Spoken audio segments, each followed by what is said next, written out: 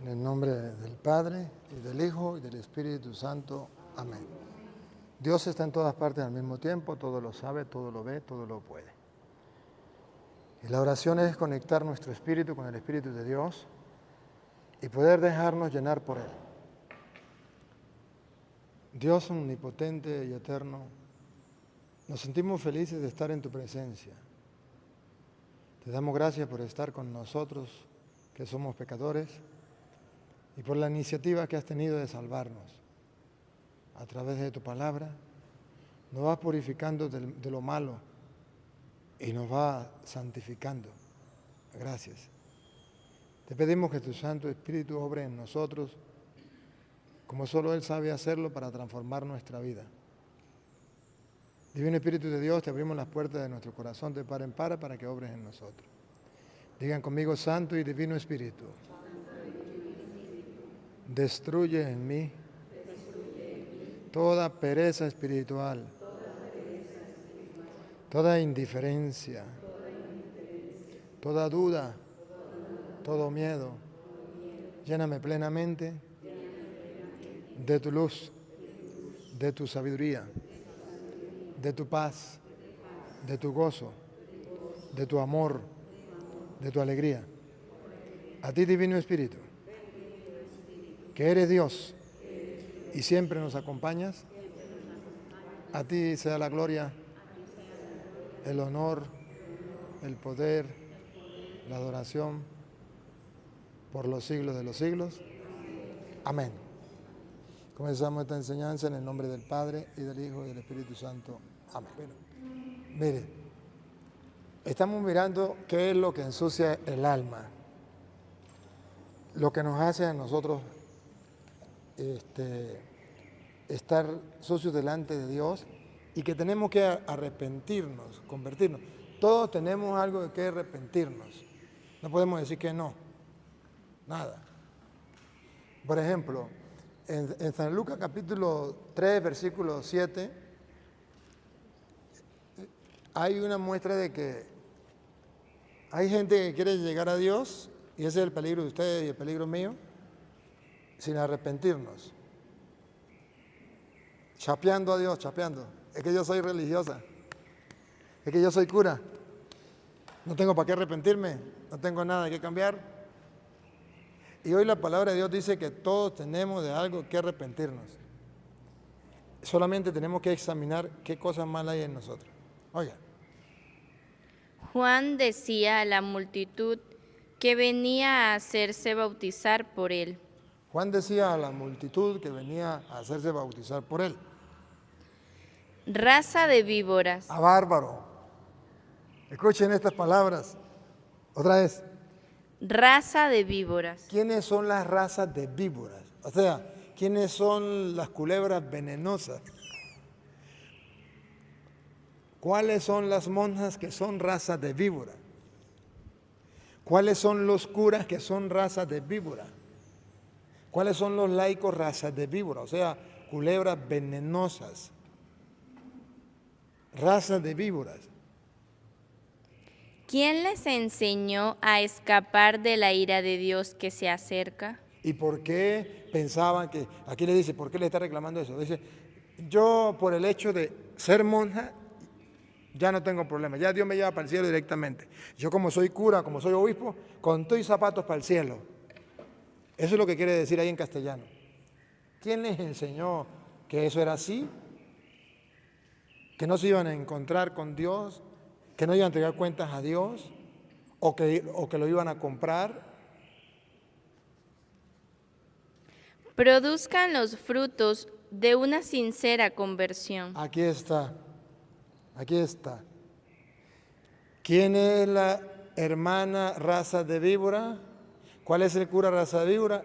Que no tiene fruto de una sincera conversión. Sincera. No hagan trampa. No hagan trampa. Sincera significa sin trampa. Sincera conversión. ¿Y por qué aclara que sincera conversión? Porque usted y yo podemos tener una conversión, pero no sincera. Los curas podemos tener una conversión, pero no sincera. Las monas una conversión, pero no sincera. Cuando fallamos, cuando pecamos, Dios quiere una conversión, pero una conversión sincera. Y recuerde que Dios examina la mente y el corazón, los pensamientos y los sentimientos del ser humano. Dios lo sabe todo, nosotros no, pero Dios sí. Necesita una sincera conversión, porque a veces nosotros ante los hombres decimos, no, yo no soy así, o como dicen los protestantes, yo pecado no tengo. O puede ser que usted sea de la mona que dice, pues yo para qué me voy a confesar, yo pecado ni tengo. Yo metí en el convento, yo no hago nada malo, nada malo. O yo soy cura, yo no hago nada malo. Le falta una sincera conversión. Tiene una conversión, pero no sincera. Porque la sincera conversión nos lleva a ver en qué hemos ofendido a Dios. Tantas cosas con que hemos ofendido a Dios. Y luego dice San Juan. Y no piensen, tenemos por padre a Abraham. Y no piensen, ay, soy monja, ya estoy lista, ya tengo a Dios agarrado por la chiva. O soy cura, ya directamente para el cielo. No, no piensen así. Tengo por padre a Abraham, tengo rosca, soy rosca. Soy sierva de Jesús. ¿Usted sabe lo que significa eso? Sierva de Jesús, lo maximito. Pero podemos tener ese título de sierva de Jesús, pero no servirle a Jesús. No hay una sincera conversión. Porque yo les digo que de estas piedras Dios puede hacer surgir hijos de Abraham. Se lo traduzco en castellano. Que cualquier mujer se puede poner un hábito y un velo. Cualquiera. Pero no cualquiera tiene una sincera conversión. Cualquiera puede ponerse una sotana y celebrar misa, contarle a quien lo escuche, aunque no sea cura. Lo están haciendo muchas personas. Cualquiera. Y cualquiera persona va al seminario y se forma allá y llega a ser cura y no hay ningún problema. Con tal y no lo raspen en la materia, no hay ningún problema. De hecho, ustedes conocen cómo en el seminario, tristemente, al menos cuando yo estudiaba ahí, lo más importante era sacar buenas notas, aunque fueran borrachos, que fueran sinvergüenza.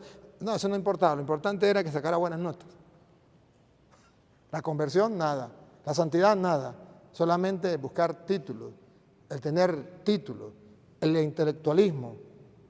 ¿Para qué eso? Cualquiera puede hacer eso. Lo que Dios quiere de nosotros, el centro que Dios quiere de usted y de mí para ser santos, es una sincera conversión. Y la gente cuando escuchó eso dijo, oye, es verdad. ¿Qué tengo que hacer yo? Y ahí está la clave. Lupita, mire. Aquí está la clave. Aquí está Lupita. Vean la clave para una sincera conversión. El hacha ya está puesta a la raíz de los árboles. Ya viene, yo le aviso. El árbol que no produce buen fruto será cortado y arrojado al fuego. ¿Y si es monja? ¿Y si es cura? Será cortado y tirado al fuego. Si no da fruto de conversión, será cortado y echado. ¿Y si es obispo? Lo mismo. Por ser obispo se va a salvar. No. Si no tiene fruto de conversión, muy obispo, y con tú y mitra, allá candela. Es lo que dice la Biblia en castellano. Sigue. La gente le preguntaba. Aquí está la clave de la sincera conversión, hermana. Aquí yo quiero llegar. Todo este retiro es centrado a llegar aquí. La gente comenzó a preguntar. ¿Qué debemos hacer entonces? Ahí es donde yo quiero que ustedes lleguen. Si este retiro no las conduce a ustedes a esta pregunta, ¿qué debemos hacer entonces? ¿Qué tengo que hacer y qué no tengo que hacer? ¿Qué cosas tengo que dejar? El hombre viejo. ¿Qué cosas tengo que dejar? Las cosas del mundo. ¿Qué cosas tengo que dejar para ganarme el tesoro escondido, la perla de mayor valor? Si yo no me hago esa pregunta con sincero corazón, ¿qué dice la Biblia que soy? Raza de víbora. Cualquier culebra en un convento. ¿Y sabe por qué llama razas de víbora? No solamente porque tenga veneno, sino que fue lo que tentó a Eva, el diablo. ¿En forma de qué? De culebra. Entonces usted es un diablito dentro del seminario o dentro del convento. Una raza de víbora. Una monjita vestida de blanco, pero una culebrita. Pero la culebrita que tentó a Adán y a Eva. O sea, un diablito, una diablita. ¿Me captan la idea? Entonces, la pregunta es, ¿y qué tenemos que hacer? Les he dado capítulos y versículos para que ustedes miren qué tenemos que hacer. Y trataré de que todo el retiro sea con capítulos y versículos para que no le diga yo con palabras mías de yo qué es lo que ustedes tienen que hacer. Porque yo soy simple mortal igual que ustedes. Pero quien inspiró esto es Dios. Y que nos hable y nos dice qué tenemos que hacer. Y a cada uno le fue diciendo lo suyo. Ustedes ya verán que a uno le dice una cosa, a otro le dice otra, a otro le dice otra. Y ahí, va. Pongan cuidado. Él les respondía: el que tenga 2 túnicas, que dé una al que no tiene. Y el que tenga que comer, haga otro tanto. Entonces ahí les va explicando a cada uno. A lo mejor ese no es su problema. Usted es generosa y usted colabora con los pobres. Bueno, no hay problema. Pero entonces viene la otra pregunta y viene otra pregunta. O sea, que si no fallamos en una cosa, fallamos en otra, y si no en otra, y si no en otra. Y el sincero corazón, o la conversión de sincero corazón, es mirar qué es lo que estoy haciendo mal, para corregirlo, para cambiar. Como San Pablo. San Pablo es consciente de su miseria. A mí me da risa con San Pablo. Me da mucha risa. Por ejemplo, en 1 de Timoteo, en el capítulo 1, versículo 15, San Pablo le dice a Timoteo que Dios vino por los pecadores. Trae la buena noticia. Dios vino por los pecadores. Y dice San Pablo, y el primer pecador es el vecino. No, el primer pecador es aquel que me mentó la madre. El primer pecador es aquel que me hizo la guerra. Vamos a ver qué dice San Pablo. 1 de Timoteo 1:15. Es doctrina cierta y digna de fe que Jesucristo vino al mundo para salvar a los pecadores. Jesucristo vino al mundo para una misión. ¿Cuál es? Salvar a los pecadores. Si usted no es pecadora, Jesucristo perdió el tiempo con usted. Jesucristo vino por nosotros los pecadores. Entonces Pablo está pero tan convencido que Jesucristo vino por los pecadores. Mire a quién pone en primer lugar. Con la lupita, mira, quita la lupita. ¿Quién pone en primer lugar? Y yo soy el peor de ellos. Yo soy el peor de ellos. A mí me gusta la traducción de los protestantes que dice, y yo soy el primero. Cristo vino por los pecadores y yo soy el primero de ellos. Aquí dice en esta traducción, que no me gusta mucho, pero me la tengo que calar porque la monjita tiene esa. Dice, y yo soy el peor de ellos. Cristo vino por los pecadores. Y yo soy el peor de ellos. Si hoy día estuviera Pablo y dijera eso, hasta le quitan la cabeza. Es sinvergüenza. Ahorita que juzgan a todo el mundo, hasta en la iglesia. En la iglesia, la persona que falle y que se den cuenta que falló, no tiene perdón de Dios. Tiene que eliminarlo del camino, zamparlo preso y no darle más oportunidades en la vida. Y está bien que lo hagan los paganos, pero que lo hagan la misma iglesia, no sé.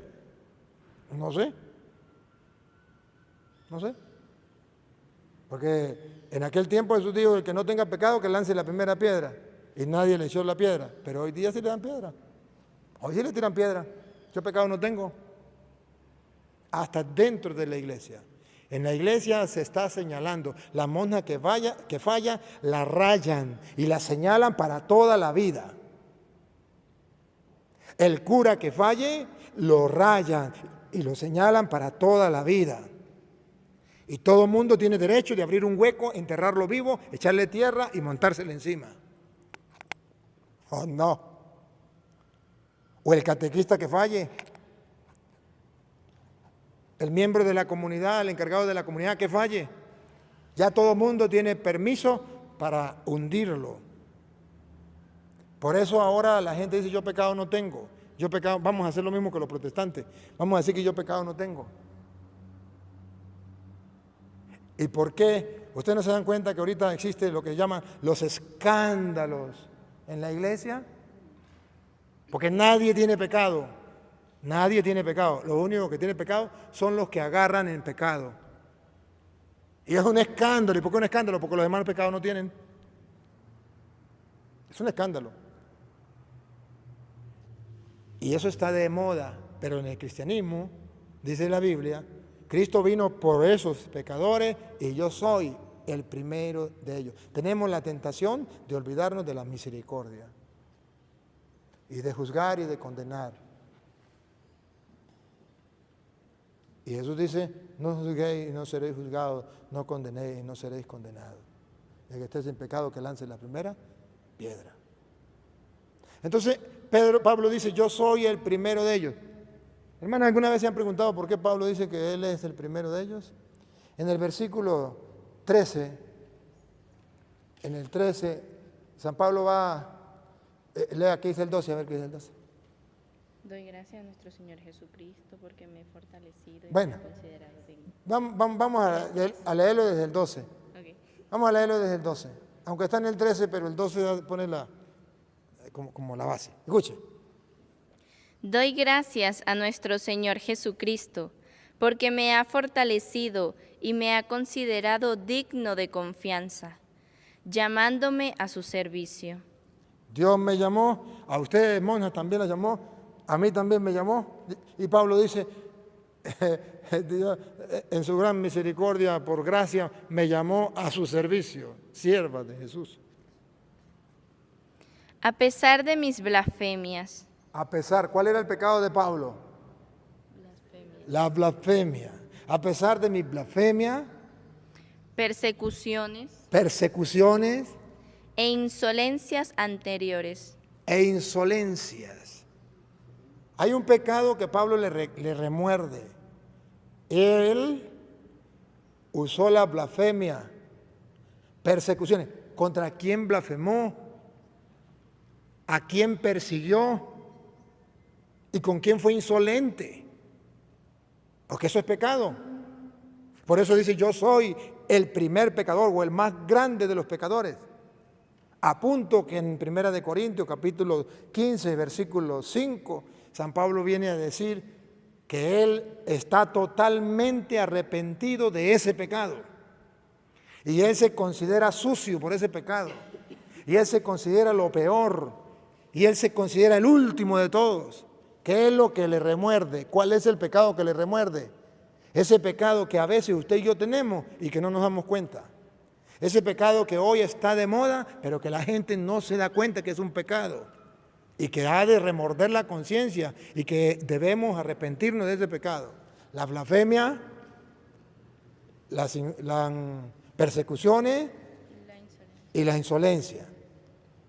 ¿Contra quién? Vamos a ver, ¿contra quién? Primera de Corintios 15, 5. No, 5 no, 8. ¿Qué dice el 8? Por último, sí. Por último, se me apareció también a mí. Por último, se me apareció también a mí. ¿Se acuerda que estaba diciendo, gracias a Dios, que por su gran misericordia me eligió para ser ministro suyo? Por último, se me apareció también a mí. Que soy como el fruto de un aborto. Mire la conciencia. Hay algo que le atormenta. Hay algo que no lo deja en paz. Fui blasfemo, perseguidor y ¿qué? Insolente. Pero aquí lo va a sacar más claro. Yo soy, ¿cómo es? Lo último que está leyendo. Se me apareció también a mí que soy como el fruto de un aborto. Soy como el fruto de un aborto. O sea que Pablo dice, ya muerto en vida. O sea, antes de nacer ya estaba muerto. Porque yo soy el último de los apóstoles. La conciencia le remuerde. Es el último de los apóstoles por ser blasfemo, por ser insolente y perseguidor. ¿A quién perseguía? ¿A quién blasfemaba? ¿Contra quién blasfemaba? ¿Era insolente contra quién? Y ni siquiera merezco ser llamado apóstol. La conciencia le remuerde. Ahora vean el pecado, que en el mundo de hoy los curas dicen que no es pecado. Y las monjas dicen que no es pecado, pero la Biblia dice que sí es pecado. Véanlo. Ya que he perseguido a la iglesia de Dios. Eso es un pecado. Él blasfemó contra la iglesia de Dios.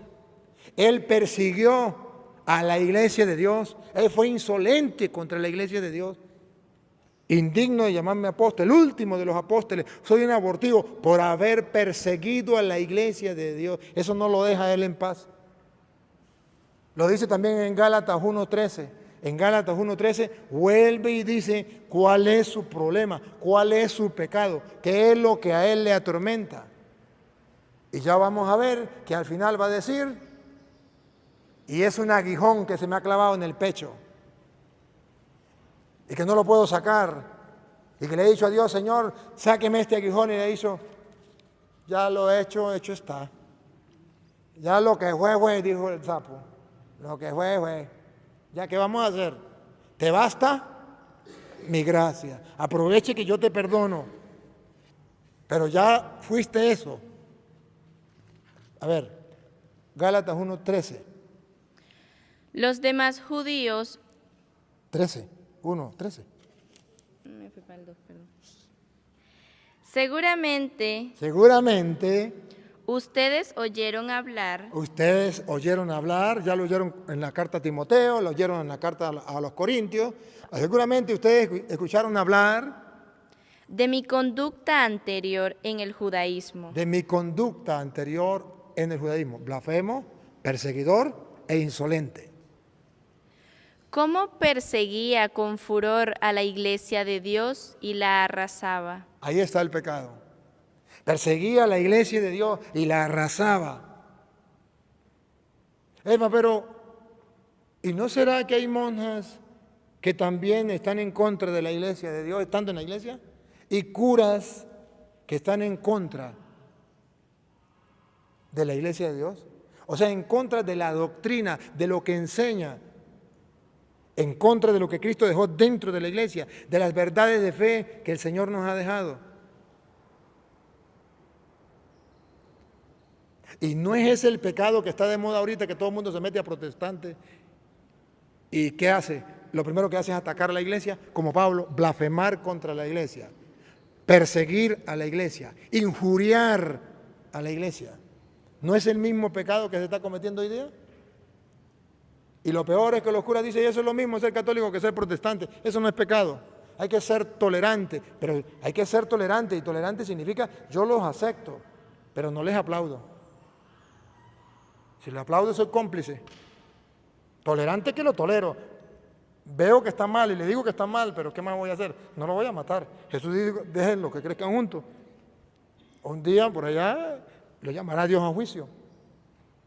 Pero no lo puedo aplaudir porque me hago cómplice. ¿Y cuántas religiosas aplauden y dicen eso es lo mismo?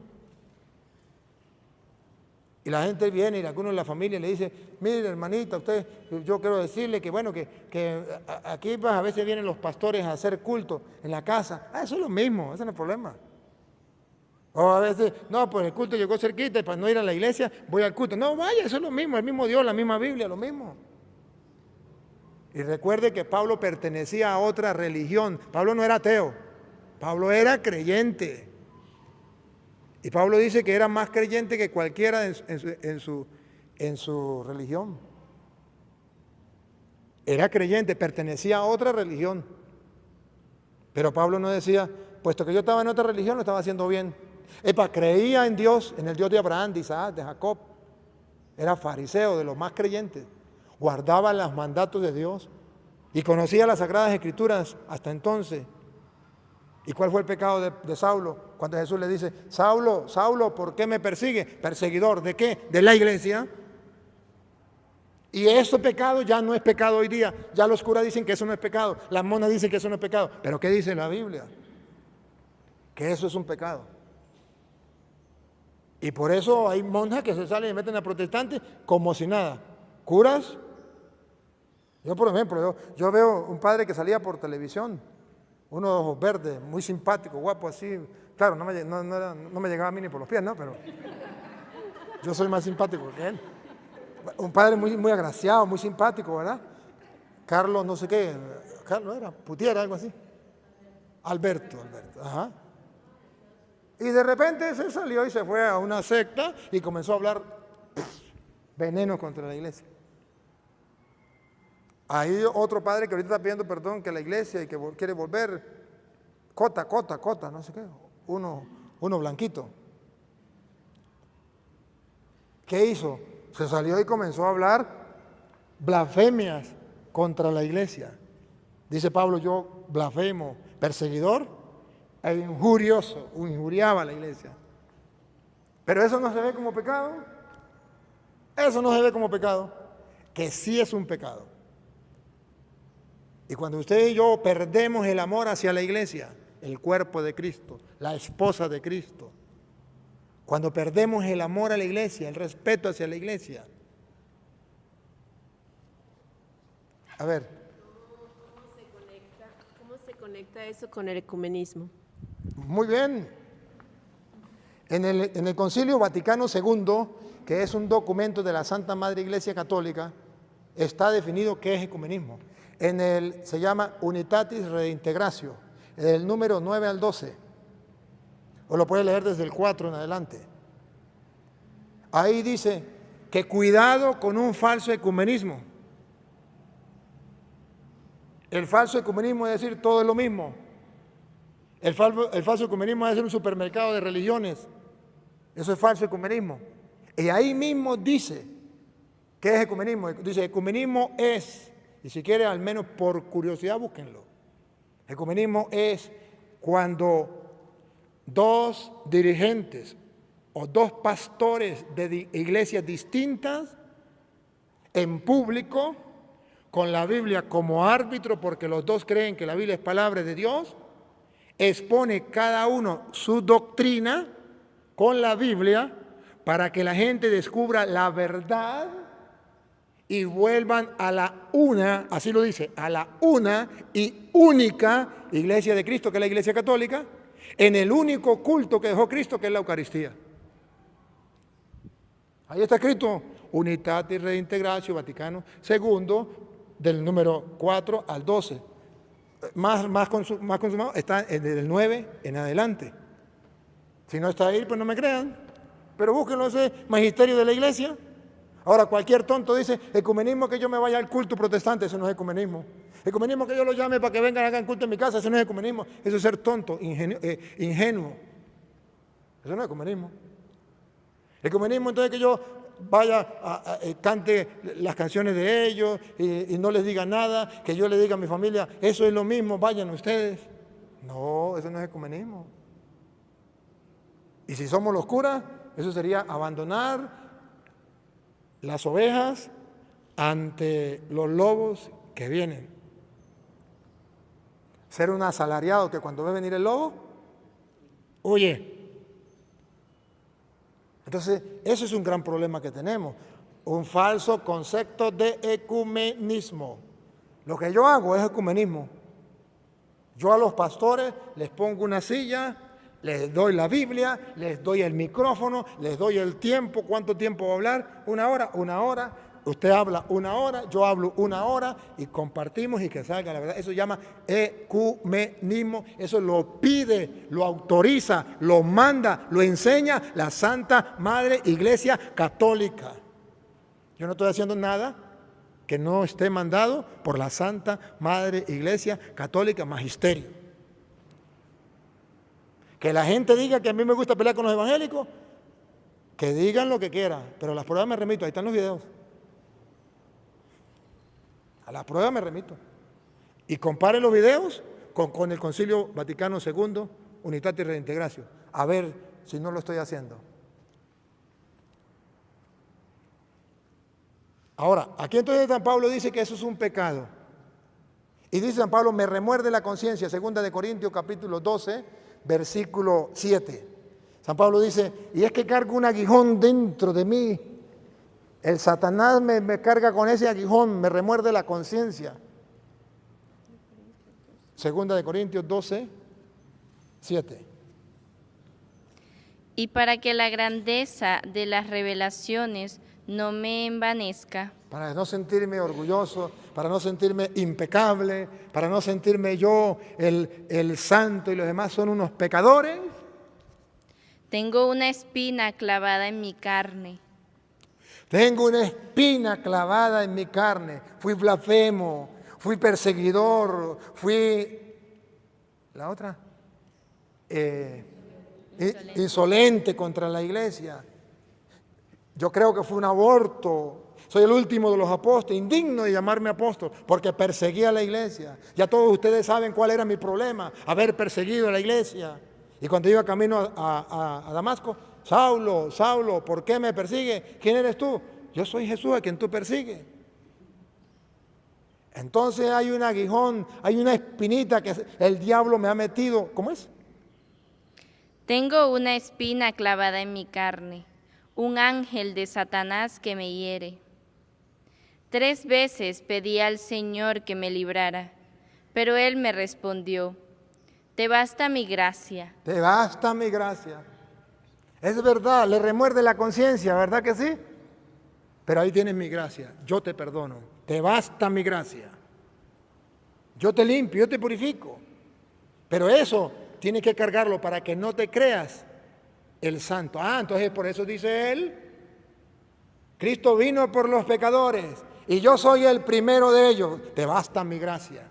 Aprendió, te basta mi gracia. Después de haber sido un blasfemo, después de haber sido un perseguidor, después de haber sido un insolente. Te basta mi gracia. Siga.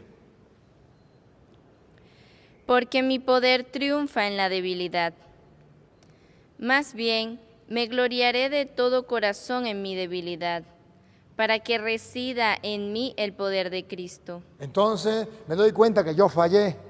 Y cuando yo acepto que fallé, reluce la misericordia de Dios. Cuando yo acepto que fallé, entonces me salvo por la gracia de Dios. La misericordia de Dios es grande, entonces yo puedo decir, Dios me ama y el amor de Dios es grande porque me ha perdonado.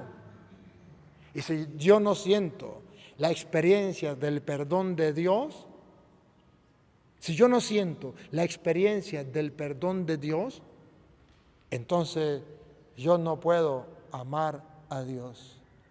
Y Jesucristo dice, qué curioso, Jesucristo como que nos saca de lo que nosotros podemos pensar. Dice, ¿sabe quién es el que ama más? A quien más se le perdona. A quien más se le perdona es el que ama más. ¿Está diciendo qué? Que Dios permite que tú caigas en el pecado, que yo caiga en el pecado, que ustedes caigan en el pecado, para que experimentemos también lo que es el amor de... Y está escrito en San Lucas capítulo 7, versículo 36, para que ustedes se den cuenta, vienen 2 personas que pecaron. Una pecó más, otra pecó menos, pero los 2 pecaron. ¿Y quién ama más? El ejemplo que pone Jesús, escúchenlo. Un fariseo invitó a Jesús a comer con él. Jesús entró en la casa. Ojo, fariseos aquellos que decían que no tenían pecado. Jesús entró en la casa y se sentó a la mesa. Entonces una mujer pecadora que vivía en la ciudad, al enterarse de que Jesús estaba comiendo en casa del fariseo, se presentó con un frasco de perfume y colocándose detrás de él, se puso a llorar a sus pies y comenzó a bañarlos con sus lágrimas. Los secaba con sus cabellos, los cubría de besos y los ungía con perfume. Cuánto amor manifestado ahí, ¿no? Al ver esto, el fariseo que lo había invitado pensó, si este hombre fuera profeta, sabría quién es la mujer que lo toca y lo que ella es. Juzgando, ¿no? Condenando. Una pecadora. Ahí está, señalando. Pero Jesús le dijo, Simón, tengo algo que decirte. Di, maestro, respondió él. Un prestamista tenía 2 deudores. Uno le debía 500 denarios, el otro 50. 550. Como no tenían con qué pagar, perdonó a ambos la deuda. ¿Cuál de los 2 lo amará más? Lupita, ¿cuál de los 2 ama más a Jesús? ¿Cuál de los 2 ama más a Dios? Simón contestó, pienso que aquel a quien perdonó más. ¿Quién amará más? Pienso que aquel a quien perdonó más. ¿Quién amará más a Dios? Pienso que aquel a quien perdonó más. Por eso San Pablo no era caído de la mata y dijo, Cristo vino por los pecadores y el primero de los pecadores soy yo. ¿Sí? Y nosotros somos al revés. Yo no me confieso porque yo pecado no tengo. ¿Qué pecado voy a poder yo tener una pobre mona metida en un convento? Porque no nos damos cuenta que es pecado. No nos damos cuenta del mugre que nos cae. Sí. Jesús le dijo, has juzgado bien. Has juzgado bien. Y volviéndose hacia la mujer, dijo a Simón, ¿ves a esta mujer? Entré en tu casa y tú no derramaste agua sobre mis pies. Indiferencia para con Jesús, falta de amor para con Jesús, estando en un convento. En cambio, ella los bañó con sus lágrimas y los secó con sus cabellos. Afuera, las mujeres de afuera tienen más amor hacia Jesús que las mujeres que están aquí adentro. Los laicos tienen más amor hacia Jesús que los mismos curas y los obispos. Tú no me besaste. Ella, en cambio, desde que entré, no cesó de besar mis pies. Los laicos de afuera besan a Jesús a cada rato en el pobre, en el miserable, en el hambriento, en el sediento. Y nosotros, curas y ustedes, monas, con ese hábito blanco, ¿qué se le van a acercar a un pobre andrajoso y sucio? Me ensucia, guácala, me ensucia. Mientras más lejito mejor, para que no me ensucien el hábito, tengo que lavarlo. ¿O no? Y los curas, igualito, como andamos con pantó, vestido bien fino, o con clérima y bien paquetados, pues que no se me acerque porque me ensucia, de lejitos. Así, si fuera un rico bien vestido, sí, don Petro, don Petronilo, ¡oh, qué alegría! Venga, dale un abrazo, don Petronilo. Qué tristeza, ¿no? Tú no ungiste mi cabeza.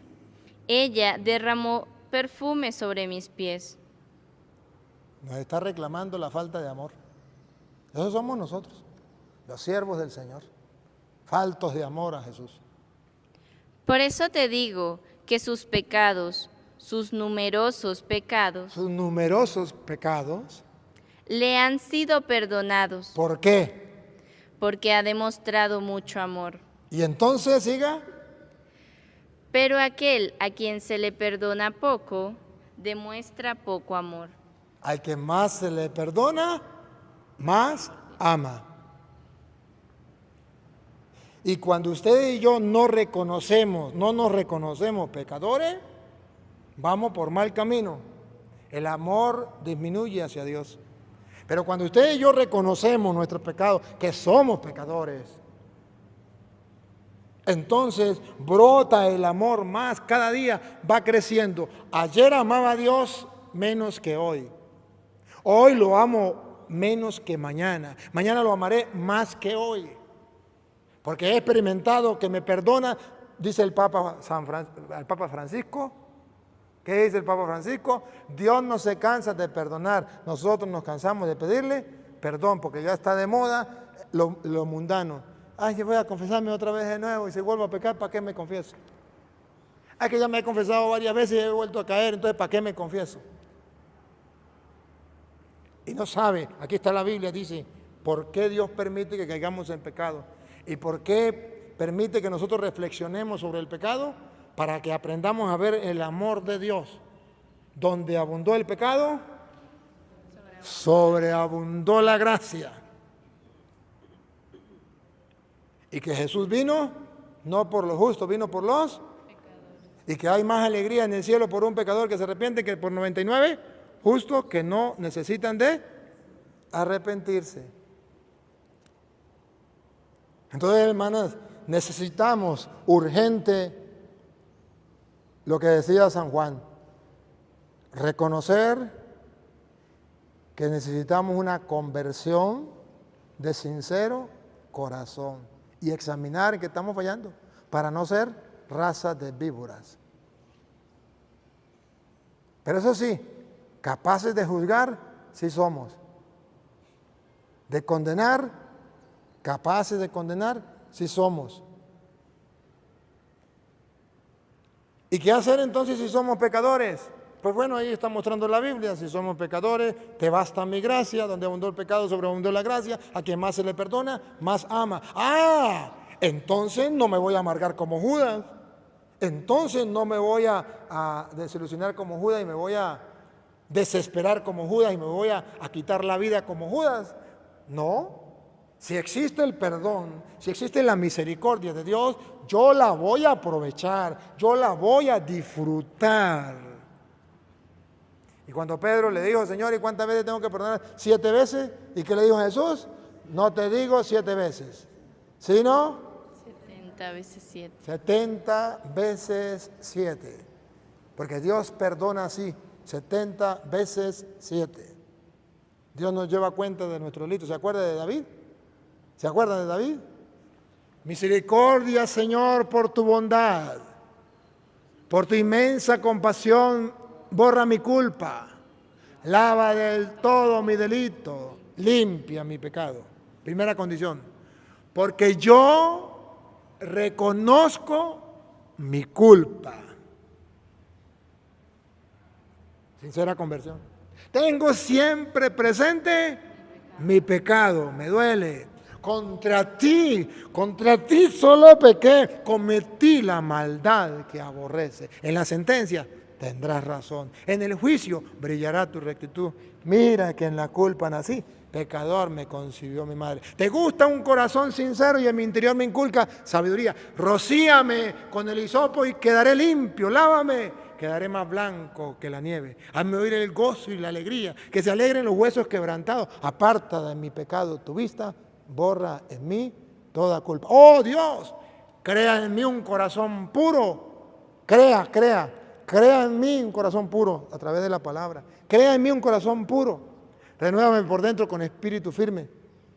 Enseñaré a los pecadores camino, los malvados volverán a ti. Oh Dios, crea en mí un corazón puro, renuévame por dentro con espíritu firme. No me arrojes lejos de tu rostro, no me quites tu santo espíritu. Si llevas cuenta de los delitos, Señor, ¿quién podrá resistir? Pero de ti procede el perdón y así infundes respeto. ¡Ay, qué maravilla! Somos pecadores, pero redimidos. Somos pecadores, pero perdonados. Somos pecadores, pero salvados. ¿Por qué no lo disfrutamos? No se trata de que usted y yo nos amarguemos la vida porque pecamos. Pablo decía, sí hay un aguijón, pero recuerdo lo que me dice el Señor, te basta mi gracia. Bueno, ya, listo, soy feliz, voy para adelante, sigo adelante. ¿Quién no ha pecado y ha cometido errores que después se lamenta? Pero vamos, sigamos adelante, aprovechemos esa misericordia de Dios. Hermanas, ustedes y yo que estamos sirviéndole al Señor, tratemos de hacer las cosas lo mejor que podamos, a conciencia, delante de Dios. ¿Que fallamos? Pablo lo dice bonito, a mí me encanta como dice Pablo. Lo dice en Romanos 5:6. En Romanos 5:6 viene a decir primero que sí, que Dios viene a salvar a los pecadores. Y que cuando nosotros éramos pecadores, el amor de Dios se mostró porque siendo pecadores vino Cristo y murió por nosotros y nos salvó. Sí, pero ahora dice que nosotros somos más dichosos que aquellos anteriores.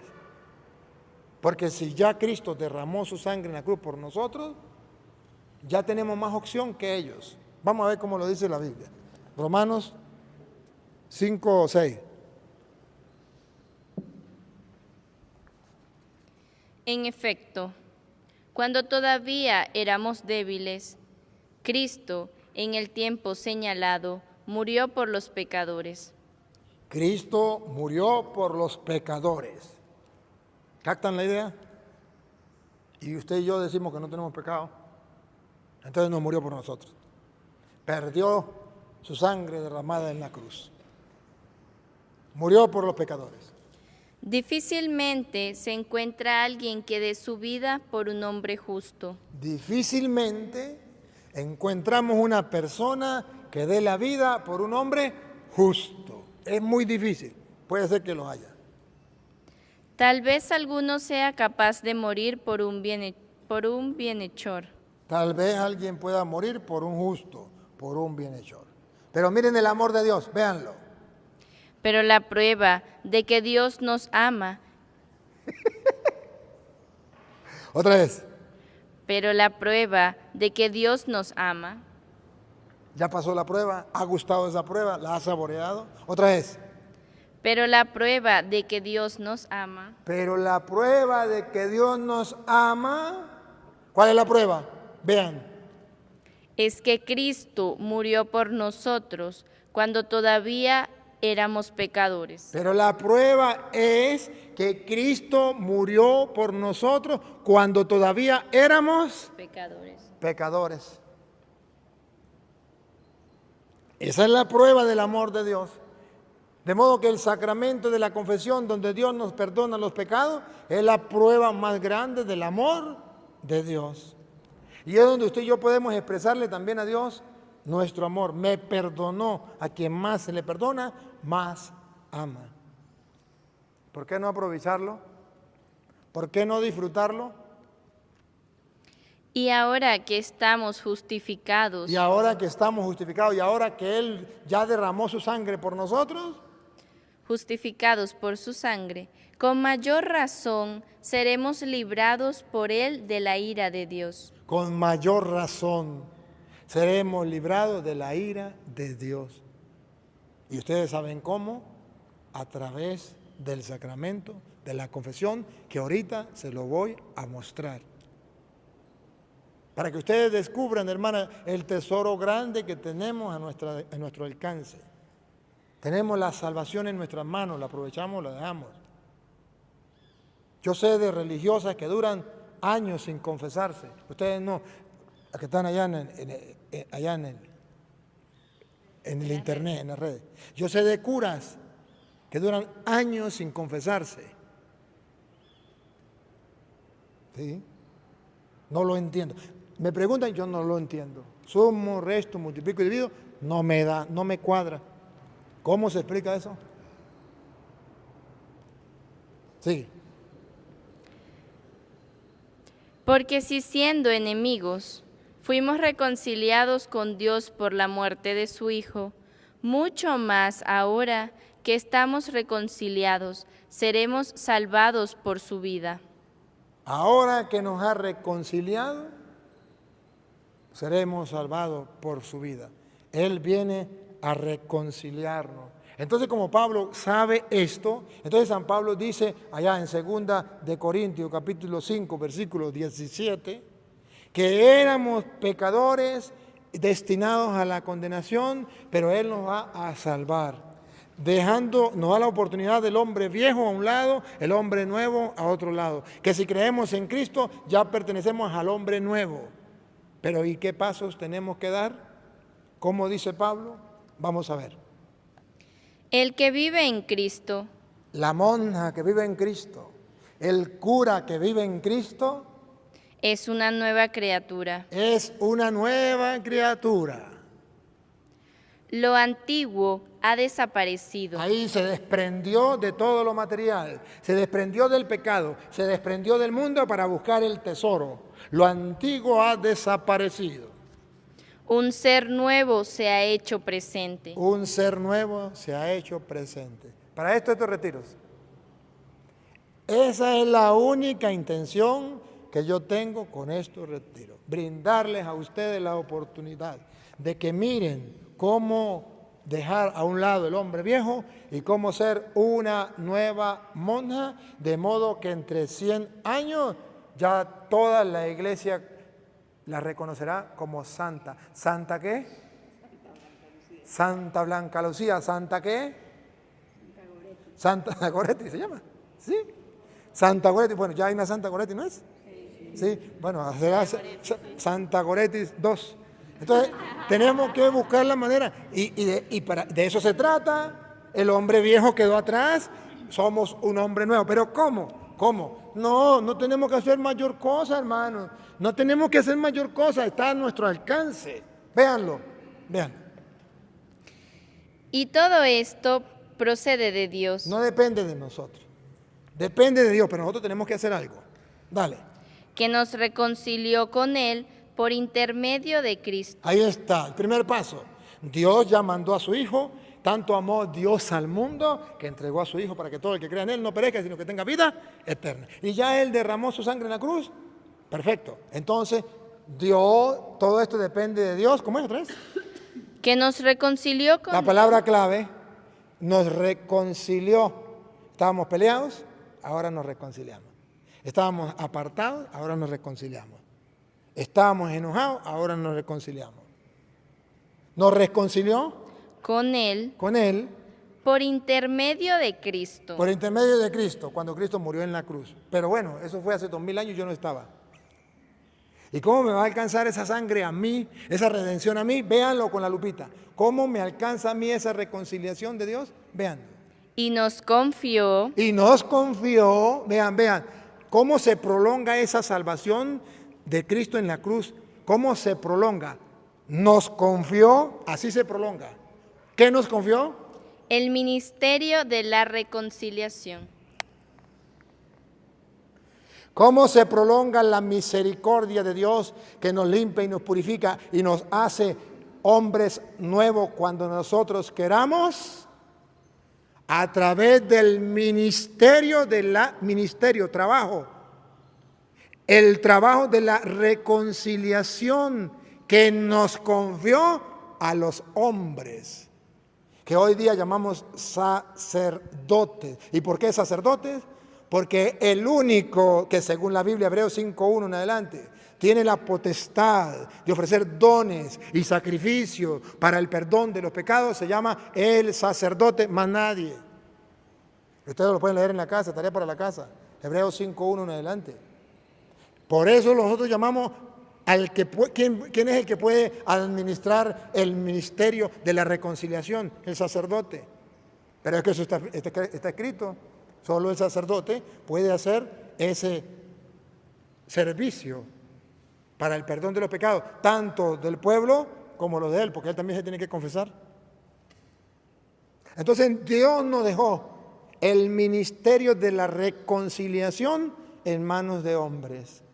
Así nos hace cada día que nos confesamos un hombre nuevo y hace que muramos al hombre viejo. Entonces, ¿por qué no lo aprovechamos, hermanas? Y cuando lo hacemos, ¿por qué lo hacemos por hacerlo? ¿Por qué no lo hacemos con convicción? ¿Por qué no lo hacemos con alegría? ¿Por qué no lo hacemos con gozo? ¿Por qué no nos deleitamos de sabernos perdonados por Dios? ¿Qué está pasando? Algo está pasando. La teología protestante está destruyendo la fe del católico. Porque estamos ingenuamente dejando meter las mentiras protestantes, incluso dentro de los conventos y dentro de los seminarios, con el mal llamado ecumenismo, de personas que escuchan cantar el gallo y no saben dónde. Y eso está destruyendo la iglesia. Me decía un sacerdote que en Europa la gente ya no se confiesa y los curas no se sientan a confesar. Ajá. Y ya les conté que yo fui a otro país, no, en otro planeta, donde hubo una pandemia y los curas no quisieron confesar a los moribundos, que murieran y que se condenaran.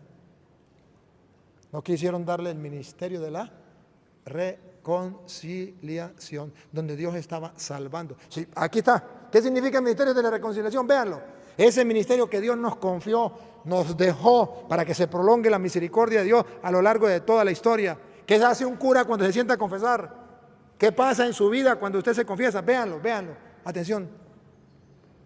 Porque es Dios el que estaba en Cristo, reconciliando al mundo consigo, no teniendo en cuenta los pecados de los hombres. ¿Qué es la reconciliación? ¿Qué hacemos en el sacramento de la reconciliación?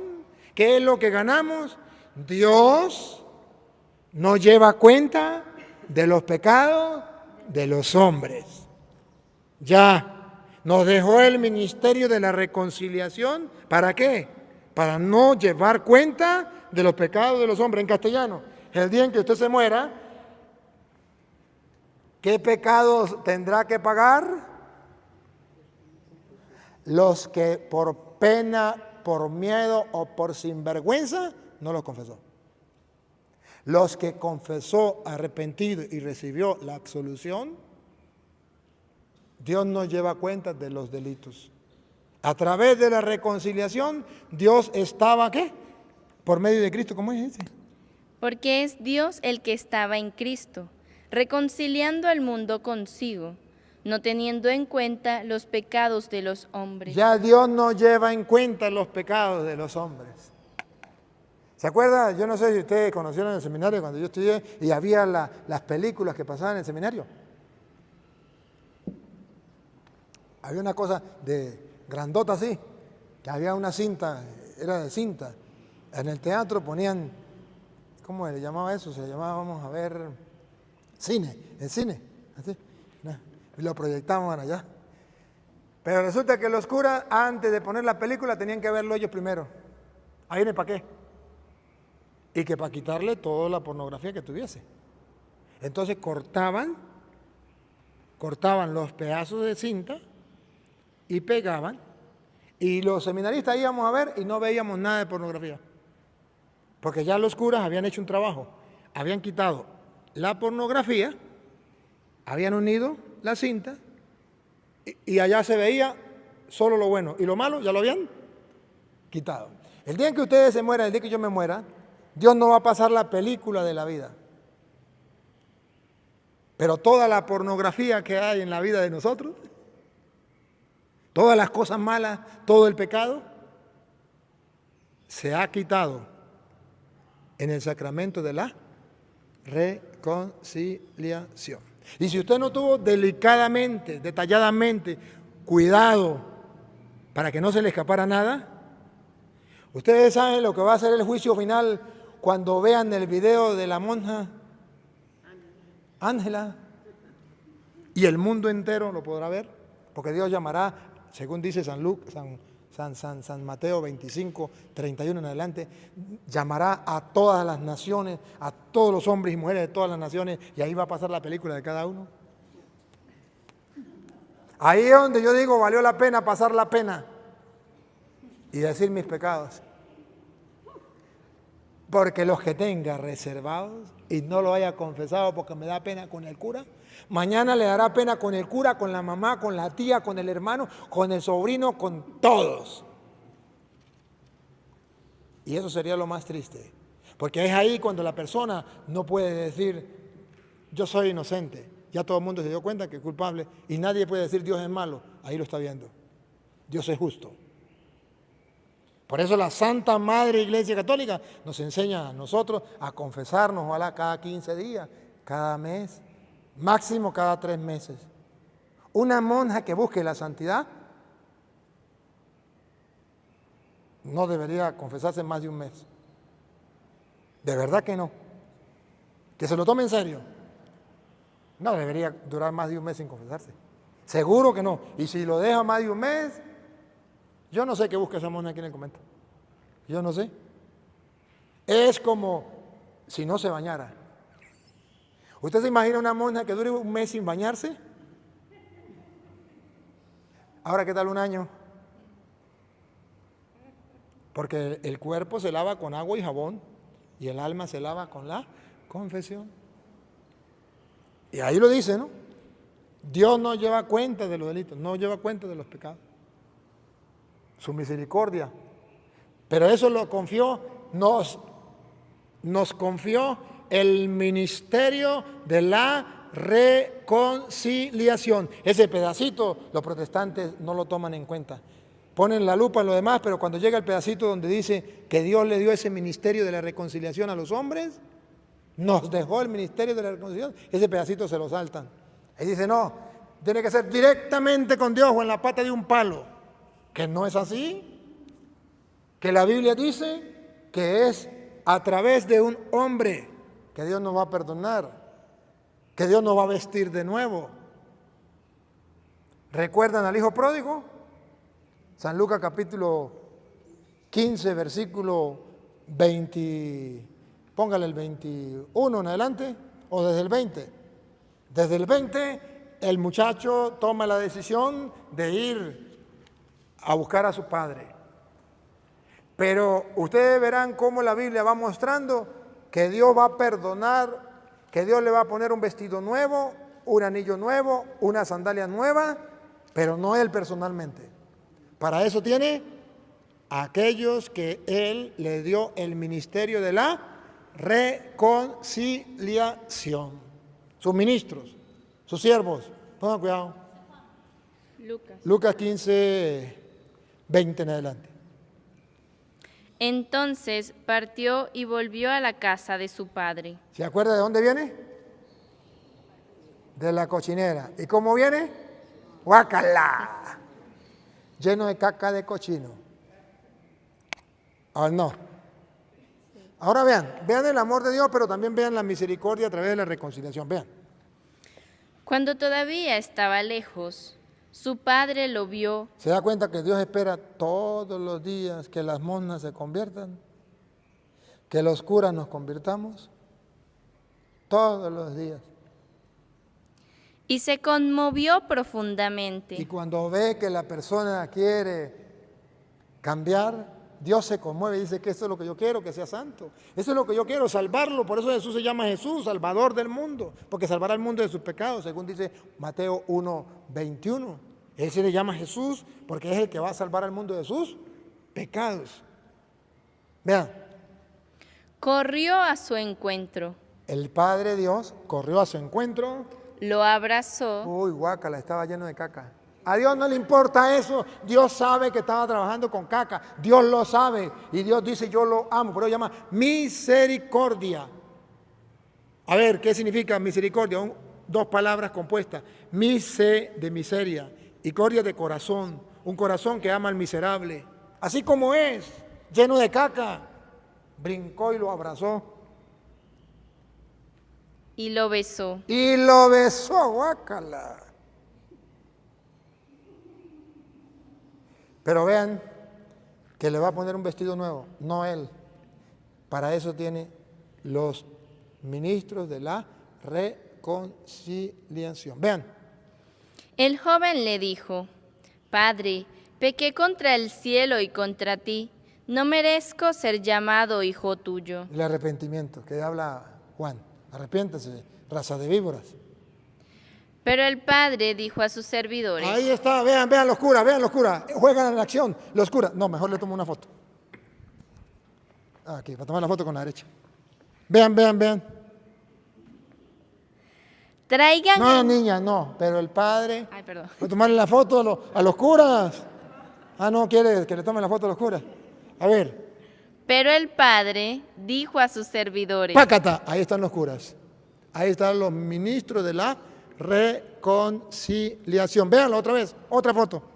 pero el padre dijo a sus servidores, Pácata, hay servidores, Dios tiene servidores de la misericordia, con razón dice Pablo, Pasamos del hombre viejo al hombre nuevo, gracias a que Jesucristo murió en la cruz, pero también gracias a que Dios nos confió el ministerio de la reconciliación, a través del cual Dios estaba perdonando y no llevaba cuentas de los delitos. Aquí está.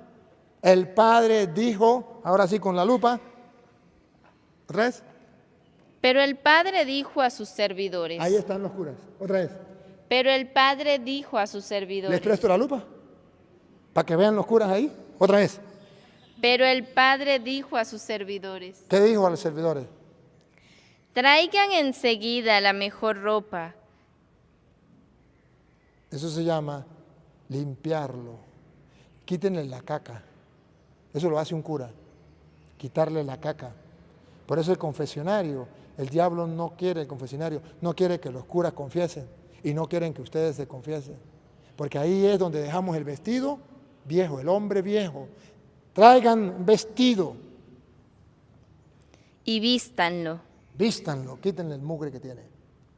Pónganle un anillo en el dedo Recupera la dignidad. y sandalia en los pies. ¿Captan? ¿Captan? Entonces, que ustedes y yo no aprovechemos eso, sería una gran pérdida. Con razón, entonces volvemos otra vez a 2 de Corintios, capítulo 5. Entonces ya vamos en el 18, lo volvemos a repetir el 18. Y seguimos el 19 y el 20. O si quiere lea el 20, porque ya leímos el 18. Pero, y el 19. Ahora mira el 20. Vean el 20. Dios nos dejó el ministerio de la reconciliación. Estamos en 2 de Corintios 5:20. Nos dejó el ministerio de la reconciliación. Ahora vean esto lindo. Vean. Nosotros somos, entonces, embajadores de Cristo.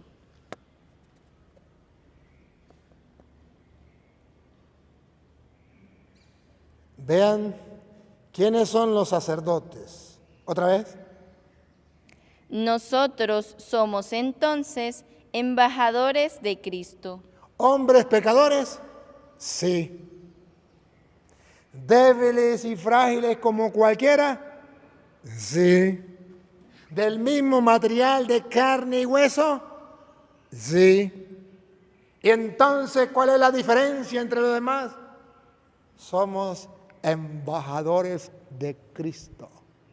¿No les dice nada a ustedes? Yo que lo creo, a mí sí me dice mucho. Y por eso me siento orgulloso de ser sacerdote del Dios Altísimo, que no es otra cosa que embajador de Cristo. Que el presidente de la República puede haberse robado toda la plata y tener todo el dinero que sea, pero no tiene lo que yo tengo. Que el rey de no sé dónde puede ser el rey de no sé dónde, pero no tiene lo que yo tengo. Embajador de Cristo.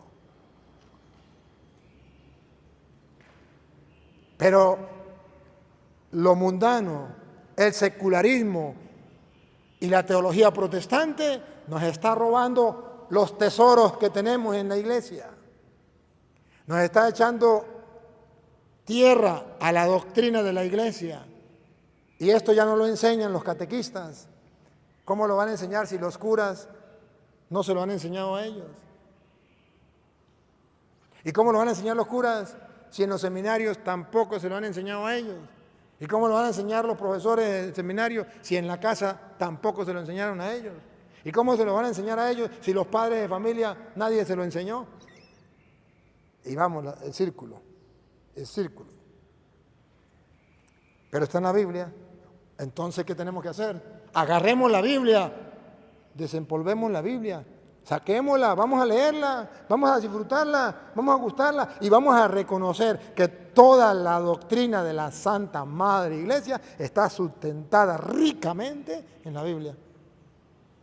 Para que creamos a ciegas y lo disfrutemos. Dicen los protestantes, es que Dios no tiene embajadores en la tierra, tiene que hacer todo directamente con Dios. No, mentira. Dios tiene embajadores en la tierra. No es directamente con Él. Tenemos embajadores en la tierra. Para el ministerio de la reconciliación, tenemos embajadores de la tierra. Claro que sí.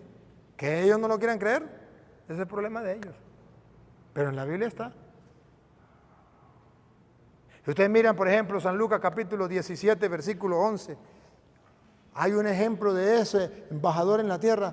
Hay hombres, ministros de Cristo en la tierra. Y aquí Jesús le echa la doctrina protestante para el suelo. La mentira de los protestantes para el suelo. ¿Qué dice? ¿Para qué los sacerdotes? Los sacerdotes no sirven para nada. Yo mejor me voy directamente con Cristo. ¿Para qué? Estando Cristo, ¿para qué voy yo a un cura? Lucas 7. Lucas 17:11. Entonces, aquí vemos cómo el mismo Jesucristo dice,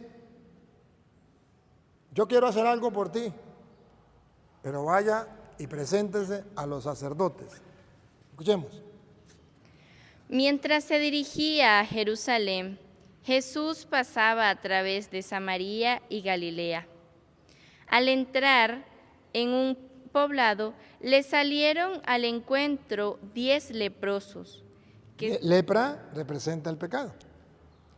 que se detuvieron a distancia y empezaron a gritarle, Jesús, Maestro, ten compasión de nosotros. Observan que van directamente a Jesús sin los sacerdotes. ¿Qué es lo que enseñan los protestantes? Van, claro está el maestro ahí. ¿Qué van a hacer al sacerdote?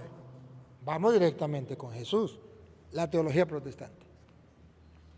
Al verlos, Jesús les dijo, vayan a presentarse a los sacerdotes. ¿Cómo así? ¿Qué le pasó a Jesús?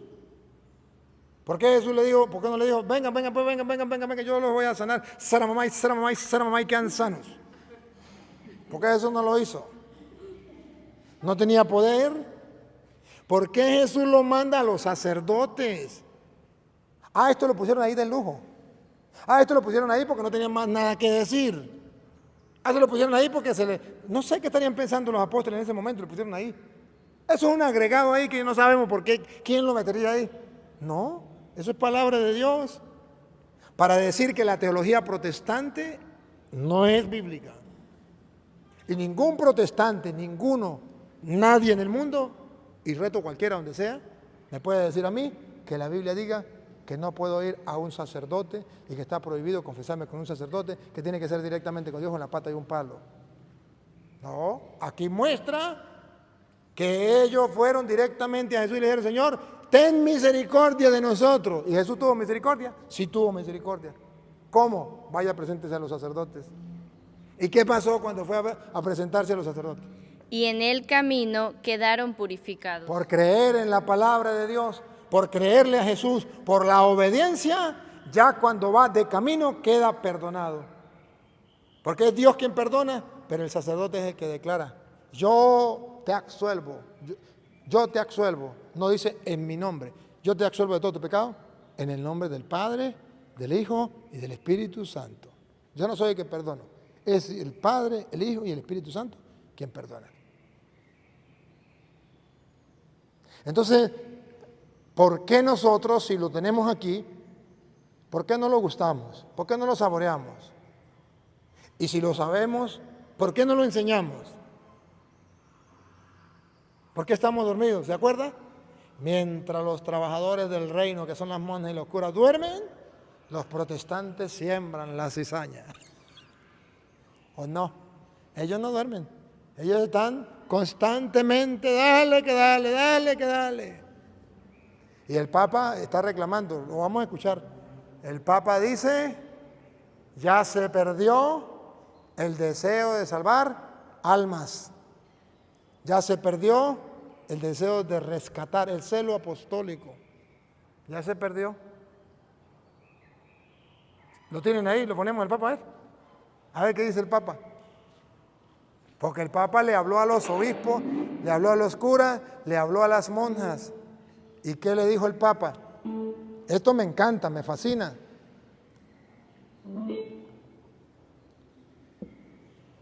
Queridos hermanos obispos, queridos hermanos obispos, queridos sacerdotes, diáconos, consagradas, consagrados, seminaristas, queridos agentes pastorales, hermanos, buenas tardes. Me siento feliz de estar entre ustedes, pero también para compartir vuestro camino eclesial, vuestros cansancios y esperanzas. El Señor nos ha salvado, nos ha llamado no por nuestras obras, sino por su gracia. Esto sucedió en la vida de los primeros discípulos, cuando Jesús pasando vio 2 barcas junto a la orilla del lago. Los pescadores habían bajado y estaban lavando las redes. Entonces Jesús subió a la barca de Simón y después de haber hablado a la multitud, cambió la vida de aquellos pescadores, invitándolos a remar mar adentro y a echar las redes. Vemos inmediatamente un contraste. Por una parte, los pescadores bajan de la barca para lavar las redes, es decir, para limpiarlas, conservarlas bien y volver a casa. Y por otra parte, Jesús sube a la barca e invita a echar de nuevo las redes para la pesca. Resaltan las diferencias. Los discípulos bajan, Jesús sube. Ellos quieren guardar las redes, Él quiere que se echen nuevamente al mar para la pesca. En primer lugar, están los pescadores que bajan de la barca para lavar las redes.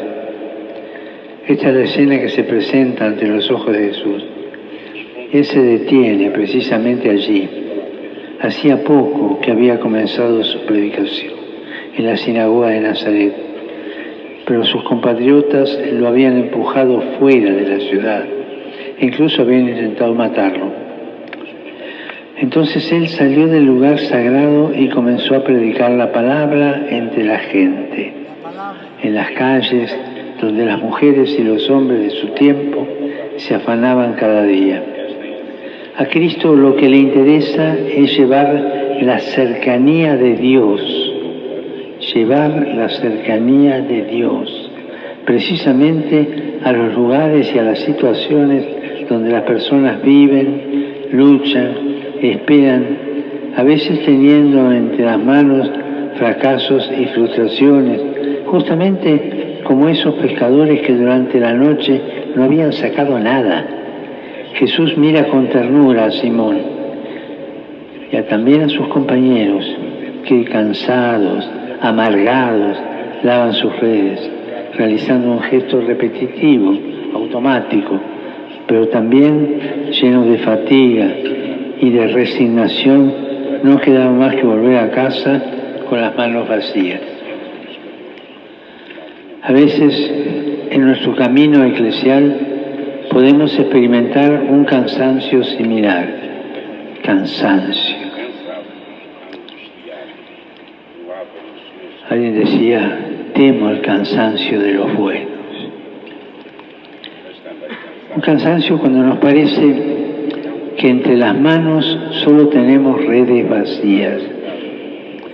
Es un sentimiento bastante difundido en los países de antigua tradición cristiana, afectados por muchos cambios sociales y culturales y cada vez más marcados por el secularismo, por la indiferencia a Dios y por un creciente distanciamiento de la práctica de la fe. Y aquí está el peligro que entra la mundanidad.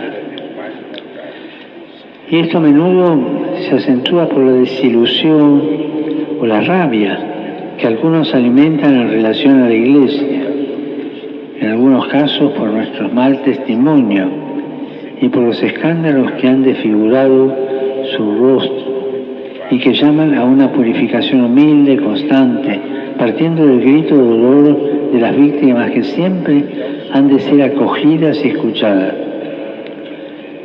Pero cuando uno se siente desanimado, y cada uno de ustedes piense en qué momento han sentido el desánimo, pero cuando uno se encuentra desanimado, el riesgo es bajar de la barca y quedar atrapado en las redes de la resignación y del pesimismo. En cambio, confiemos en que Jesús continúa tendiendo la mano, sosteniendo a su amada esposa. Llevemos al Señor nuestras fatigas, nuestras lágrimas, para poder afrontar las situaciones pastorales y espirituales, dialogando entre nosotros con apertura de corazón para experimentar nuevos caminos a seguir. Cuando estamos desanimados, consciente o no del todo consciente, nos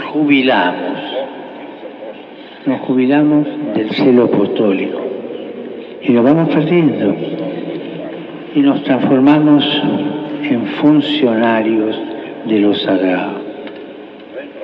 Y es muy triste cuando una persona que ha consagrado su vida a Dios se transforma en funcionario, en mero administrador de las cosas. Es muy triste. En efecto, apenas los apóstoles bajan a lavar los instrumentos utilizados, Jesús sube a la barca y luego los invita a echar nuevamente en las redes.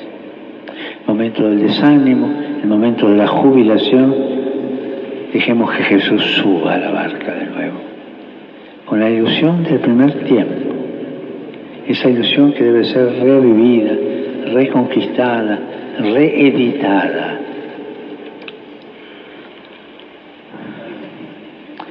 Él viene a buscarnos en nuestras soledades, en nuestras crisis, para ayudarnos a recomenzar. La espiritualidad del recomienzo, no le tengan miedo, así es la vida. Caer y recomenzar, aburrirse y recibir de nuevo la alegría, recibir esa mano de Jesús.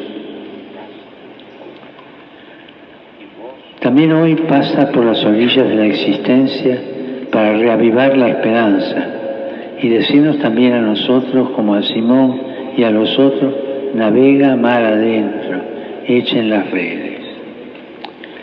Y cuando se pierde la ilusión, nos salen 1000 justificativos para no echar las redes. Pero sobre todo esa resignación amarga, que es como un gusano que corroe el alma. Hermanos, hermanas, lo que vivimos es ciertamente un tiempo difícil, lo sabemos, pero el Señor pregunta a esta iglesia, ¿quieren bajar de la barca y hundirse en esa desilusión que como un gusano anida en los corazones? ¿O quieren dejarme subir y permitir que sea una vez más la novedad de mi palabra la que lleve el timón? A ti, sacerdote, consagrado, consagrada, obispo, ¿te conformas solo con el pasado que tienes detrás o te atreves a echar nuevamente con entusiasmo las redes para la pesca? Esto es lo que nos pide el Señor, que reavivemos la inquietud por el Evangelio. Cuando uno se va acostumbrado y se va aburriendo y la misión se transforma en una especie de empleo, es el momento de dejar lugar a esa segunda llamada de Jesús, que nos llama de nuevo siempre. Nos llama para hacernos caminar, nos llama para rehacernos. No le tengan miedo a esa segunda llamada de Jesús. No es ilusión, es Él que vuelve a golpear la puerta. Y podemos decir que esta es la inquietud buena cuando nos dejamos seducir por la segunda llamada de Jesús. Esa es la inquietud buena que la inmensidad del océano les entrega a ustedes, portugueses, ir más allá de la orilla, no para conquistar el mundo, ni para pescar bacalaos, sino para animarlo con la consolación y la alegría del Evangelio. En esta óptica se pueden leer las palabras de uno de sus grandes misioneros, Padre Antonio Vieira, llamado Payasú, Padre Grande. Él decía que Dios les ha dado una pequeña tierra para nacer, pero haciéndolos asomarse al océano, les ha dado el mundo entero para morir. Para nacer, poca tierra, para morir, toda la tierra. Para nacer, Portugal, para morir, el mundo. Así decía el Padre. Echar de nuevo las redes y abrazar al mundo con la esperanza del Evangelio. A esto estamos llamados.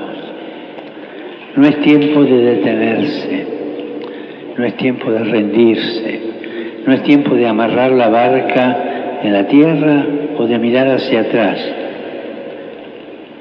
No tenemos que evadir este tiempo porque nos da miedo y refugiarnos en formas y estilos del pasado. No, este es el tiempo de gracia que el Señor nos da para aventurarnos en el mar de la evangelización y de la misión. Pero para poder hacerlo, también necesitamos tomar decisiones. Quisiera indicarles 3 decisiones inspiradas en el Evangelio. En primer lugar, navegar mar adentro, esa magnanimidad, no sean pusilánimes.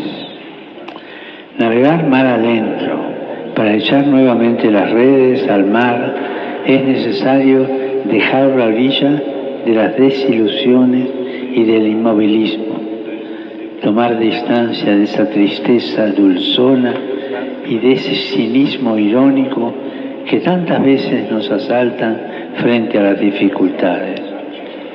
Tristeza, dulzor, cinismo irónico. Examinemos la conciencia sobre esto. Recuperar la ilusión, pero no una segunda edición de la ilusión ya madura, la ilusión que viene de fracaso o de aburrimiento. No es fácil recuperar la ilusión adulta. Es necesario hacerlo para pasar del derrotismo a la fe, como Simón, que aún habiendo trabajado en vano toda la noche, afirmó: si tú los dices, echaré las redes. Pero para confiar cada día en el Señor y en su palabra, no son suficientes las palabras, se necesita mucha oración. Yo quisiera aquí hacer una pregunta, pero cada uno se la responde adentro. ¿Cómo rezo yo? ¿Como un loro, bla, bla, bla, bla, bla? ¿O durmiendo la siesta delante del sagrario porque no sé cómo hablar con el Señor? ¿Rezo? ¿Cómo rezo? Solo en la adoración, solo ante el Señor se recuperan el gusto y la pasión por la evangelización. Y curiosamente, la oración de adoración la hemos perdido. Y todos, sacerdotes, obispos, consagradas, consagrados, laicos, tienen que recuperarla. Es estar en silencio delante del Señor. La Madre Teresa, metida en tantas cosas de la vida, nunca dejó la adoración, aun en los momentos en que su fe tambaleaba y se preguntaba si era todo verdad o no. Momento de la oscuridad, que también lo pasó Teresita de Jesús. Entonces, en la oración se supera la tentación de llevar adelante una pastoral de la nostalgia y de los lamentos. En un convento había una monja, histórico es esto, que se lamentaba de todo. Y no sé qué nombre tenía, pero las monjas le cambiaron el nombre y la llamaban Sor Lamentela. ¿Cuántas veces nuestras impotencias, nuestras desilusiones, las transformamos en lamentela? Y dejando esas lamentelas, se toma otra vez la fuerza para navegar mar adentro, sin ideologías, sin mundanidad, la mundanidad espiritual que se nos mete y de la cual se engendra el clericalismo. Clericalismo no solo de los curas, los laicos clericalizados son peor que los curas. Ese clericalismo que nos arruina y que, como decía un gran maestro espiritual, esa mundanidad espiritual que provoca el clericalismo es uno de los males más graves que puede suceder a la Iglesia. Superar esas dificultades sin ideologías, sin mundanidad, animados por un único deseo, que el Evangelio llegue a todos. Ustedes tienen muchos ejemplos en este camino y visto que estamos rodeados de jóvenes, quisiera recordar a un joven de Lisboa, San Juan de Brito, era un muchacho de aquí, que hace siglos, en medio de muchas dificultades, se fue para la India y empezó a hablar y a vestirse del mismo modo de los que encontraba para anunciar a Jesús.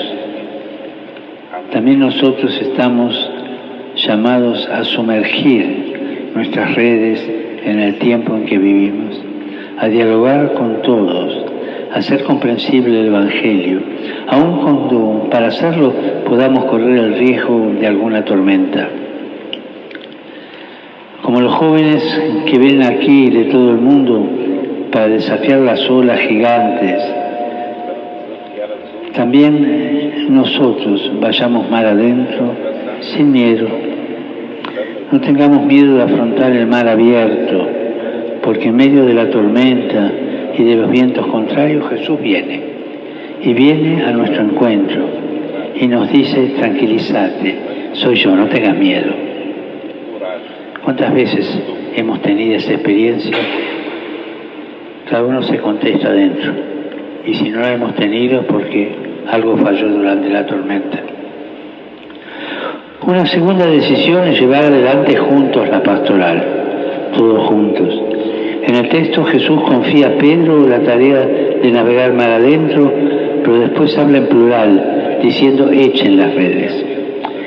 Pedro guía la barca, pero en la barca están todos, y todos están llamados a echar las redes, todos. Y cuando recogen una gran cantidad de peces, no creen que pudieran hacerlo solos, no administran el don como posesión y propiedad privada, sino que, dice el Evangelio, hicieron señas a los compañeros de la otra barca para que fueran a ayudarlos. Y así llenaron 2 barcas de peces. Uno significa soledad, cerrazón, pretensión de autosuficiencia. 2 significa relación. La Iglesia es sinodal, es comunión, es ayuda recíproca, es camino común. A esto tiende el sínodo en curso, que tendrá su primer momento asambleario en el próximo mes de octubre. En la barca de la Iglesia tiene que haber lugar para todos. Todos los bautizados están llamados a subir en ella y a echar las redes, comprometiéndose personalmente en el anuncio del Evangelio.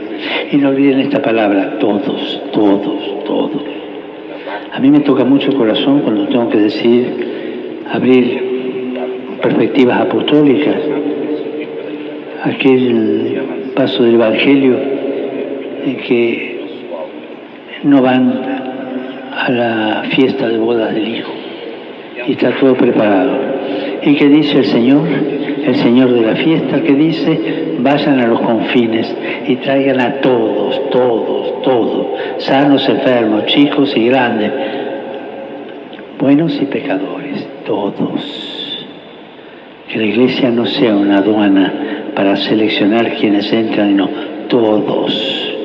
Cada uno con su vida cuesta, con sus pecados, pero como está delante de Dios, como está delante de la vida, todos, todos. No pongamos aduanas a la Iglesia, todos. Y es un gran desafío, especialmente en los contextos en que los sacerdotes y los consagrados están cansados porque mientras las exigencias pastorales aumentan, ellos son cada vez menos. Sin embargo, en esta situación podemos ver una ocasión para involucrar con impulso fraterno y sana creatividad pastoral a los laicos. Las redes de los primeros discípulos entonces se convierten en una imagen de la Iglesia que es una red de relaciones humanas, espirituales, pastorales. Si no hay diálogo, si no hay corresponsabilidad, si no hay participación, la Iglesia envejece. Entonces tenemos esos agentes de pastoral que parecen más bien patrones de estancia y no coordinadores de grupos de iglesia. Y la iglesia envejece. Quisiera decirlo así, jamás un obispo sin su presbiterio y el pueblo de Dios, jamás un sacerdote sin sus compañeros, y todos unidos como iglesia, sacerdotes, religiosas, religiosos y fieles laicos. Nunca sin los otros, nunca sin el mundo. Sin mundanidad, eso sí, pero no sin el mundo. Sin el espíritu del mundo, pero no sin el mundo. En la iglesia nos ayudamos, nos sostenemos mutuamente y estamos llamados a difundir también fuera un clima constructivo de fraternidad. Por otra parte, San Pedro escribe que somos las piedras vivas empleadas para la construcción del edificio espiritual. Quisiera agregar, ustedes, fieles portugueses, son también una calzada. Son las piedras valiosas de ese suelo acogedor y resplandeciente sobre el cual el Evangelio necesita caminar. Ni una piedra puede faltar, de lo contrario se nota inmediatamente. Y esta es la iglesia. Esta es la iglesia que con la ayuda de Dios estamos llamados a construir. Y por último, la tercera decisión, ser pescadores de hombres. No tengan miedo. Eso no es hacer proselitismo, es anunciar el Evangelio que provoca. En esta imagen tan linda de Jesús, ser pescadores de hombres, Jesús confía a los discípulos la misión de navegar en el mar del mundo. Con frecuencia el mar en la Escritura está asociado al lugar del mal y de las fuerzas desfavorables que los hombres no logran dominar. Por eso pescar personas y sacarlas del agua significa ayudarlas a salir del abismo donde se habían hundido, salvarlas del mal que amenaza con ahogarlas, resucitarlas toda forma de muerte. Pero esto sin proselitismo, sino con amor. Y una de las señales de algunos movimientos eclesiales que están andando mal es el proselitismo. Cuando un movimiento eclesial, o una diócesis, o un obispo, un cura, o una monja, o un laico, hace proselitismo, eso no es cristiano. Cristiano es invitar, acoger, ayudar, pero sin proselitismo. El Evangelio, en efecto, es un anuncio de vida en el mar de la muerte. Es un anuncio de libertad en los torbellinos de la esclavitud. Es un anuncio de luz en el abismo de las tinieblas. Como afirma San Ambrosio, los instrumentos de la pesca apostólica son como las redes. En efecto, las redes no causan la muerte del que queda atrapado, sino que lo guardan con vida y lo sacan de los abismos de la luz. Hay muchos abismos en la sociedad hoy, y también aquí en Portugal, en todas partes. Tenemos la sensación de que falta entusiasmo, que falta la valentía de soñar, que falta la fuerza de afrontar los desafíos y la confianza del futuro. Y mientras tanto, navegamos en la incertidumbre, en la precariedad, sobre todo en la precariedad económica, en la pobreza de amistad social, en la falta de esperanza. A nosotros, como Iglesia, se nos ha confiado la tarea de sumergirnos en las aguas de este mar, echando la red del Evangelio, sin señalar con el dedo, sin acusar, sino llevando a las personas de nuestro tiempo una propuesta de vida, la de Jesús, llevar la acogida al Evangelio, invitarlos a la fiesta, a una sociedad multicultural, llevar la cercanía del Padre a las situaciones de precariedad, de pobreza que aumentan sobre todo en los jóvenes, llevar el amor de Cristo allí donde la familia es frágil y las relaciones están heridas, transmitir la alegría del Espíritu allí donde reinan la desmoralización y el fatalismo. Uno de vuestros poetas escribió: para llegar al infinito, y creo que se puede llegar allí, es preciso que tengamos un puerto, uno solo, firme, y a partir de él a lo indefinido.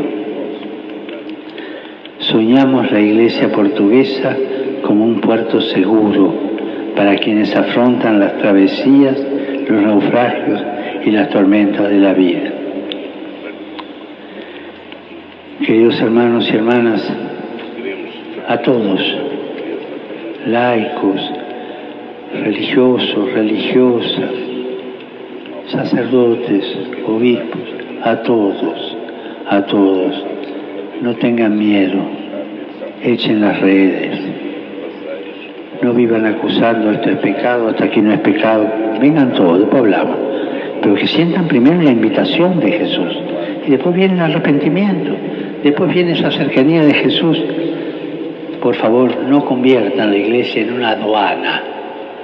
Acá se entra los justos, los que están bien casados, todo. Y afuera todo lo demás. No, la iglesia no es eso. Justos y pecadores, buenos y malos, todos. Y después que el Señor nos ayude a arreglar ese asunto. Pero todos. Les agradezco de corazón, hermanas y hermanos, esta escucha, que por ahí fue aburrida. Les agradezco todo lo que hacen, el ejemplo, sobre todo el ejemplo escondido y la constancia, ese levantarse todos los días para empezar de nuevo o para continuar lo empezado. Como dicen ustedes, muy obrigado, porque lo que hacen...